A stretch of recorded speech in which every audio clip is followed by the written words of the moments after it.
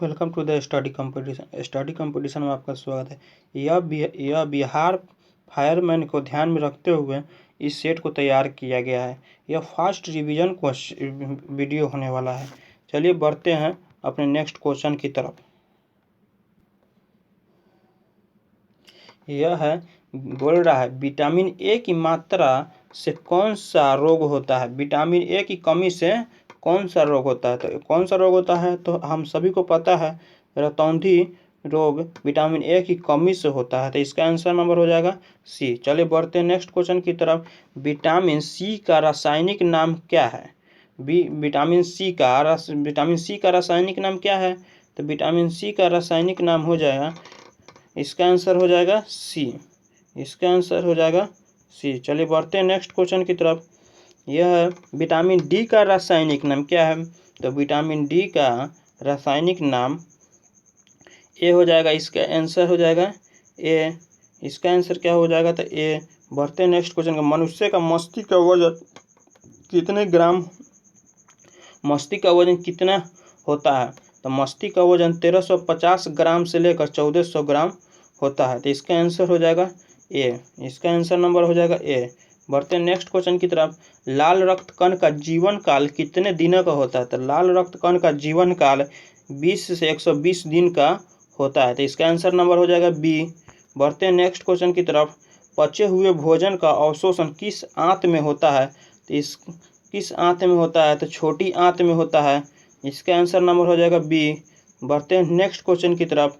सफेद रक्त कण का जीवन काल कितने दिनों का होता है। तो 2 से 4 दिन का होता है। इसका आंसर हो जाएगा ए।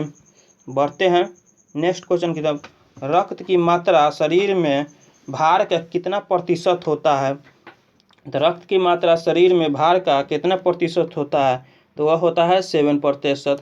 आंसर नंबर हो जाएगा बी। आंसर नंबर हो जाएगा बी। मानव रक्त का पीएच मान कितना होता है। मानव रक्त का पीएच मान कितना होता है, तो 7.4 होता है। 7.4 होता है। मानव रक्त का पीएच मान 7.4 होता है।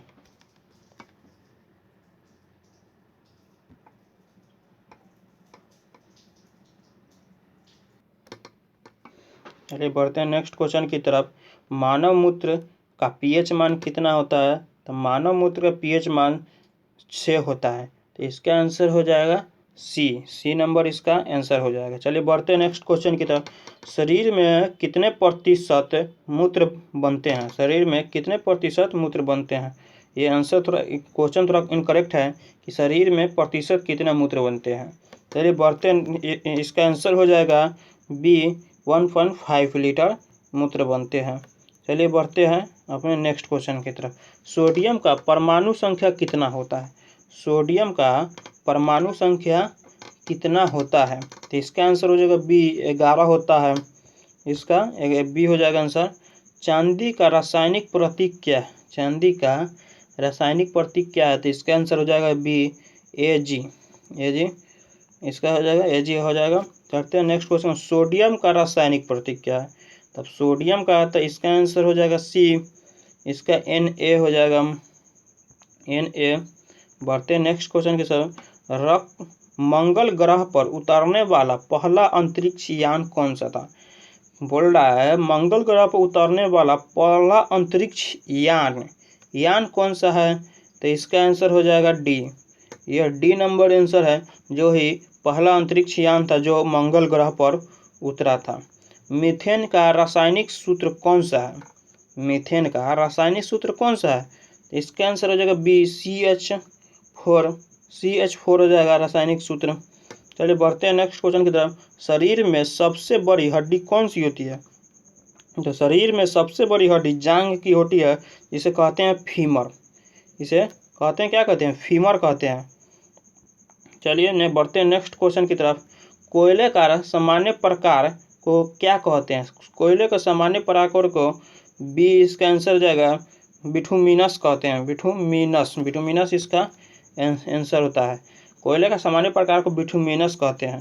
चलिए बढ़ते हैं नेक्स्ट क्वेश्चन। तंत्रिका तंत्र कितने प्रकार के होते हैं। तो तंत्रिका तंत्र कितने प्रकार के होते हैं? तो तंत्रिका तंत्र 2 प्रकार के होते हैं। इसका आंसर हो जाएगा बी। इसका आंसर नंबर हो जाएगा बी। चलिए बढ़ते हैं नेक्स्ट क्वेश्चन की तरफ। रक्त पूरे तरह से शरीर में फैलने के लिए कितने समय लेती है?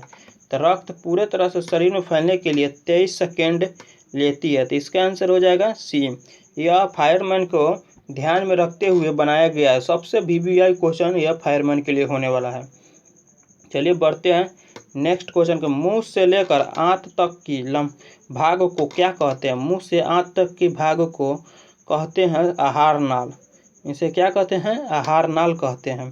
चलिए बढ़ते हैं नेक्स्ट क्वेश्चन की तरफ। आहार नाल की लंबाई कितनी होती है? तो आहार नाल की लंबाई 10 एम होगा। तो इसका आंसर हो जाएगा बी। बी नंबर इसका आंसर हो जाएगा। ग्रासनी की लंबाई कितनी होती है? क्या होता है? ग्रासनी की लंबाई कितनी होती है? तो ग्रासनी की लंबाई 14 से 12 cm होगा। इसका आंसर हो जाएगा तो बी। बी नंबर इसका आंसर हो जाएगा। अभी लार गृह ग्रंथि कितने प्रकार की होती है? लार गृह ग्रंथि कितने प्रकार की होती है? तो लार गृह ग्रंथि 3 प्रकार की होती है। तो इसका आंसर हो जाएगा ए। यह 3 प्रकार की होती है। बढ़ते हैं नेक्स्ट क्वेश्चन। द्रव्य अधातु तत्व कौन सा है? द्रव्य अधातु तत्व कौन सा है? तो इसका आंसर हो जाएगा सी, ब्रोमीन।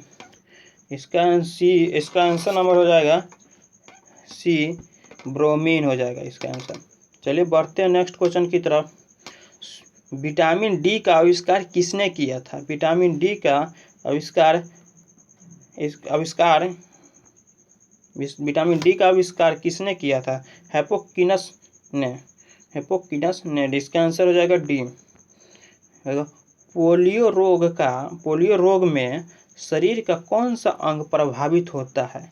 पोलियो रोग में शरीर का कौन सा अंग प्रभावित होता है? तो यह तंत्रिका तंत्र प्रभावित होता है। सबसे ज़्यादा तंत्रिका तंत्र प्रभावित होता है। तो इसका आंसर हो जाएगा क्या? सी। चलिए बढ़ते हैं नेक्स्ट क्वेश्चन। समुद्र का जल का पीएच मान कितना होता है? यह सबसे महत्वपूर्ण क्वेश्चन है फायरमैन के लिए। तो समुद्र का जल पीएच मान कितना होता है? तो कितना होता है?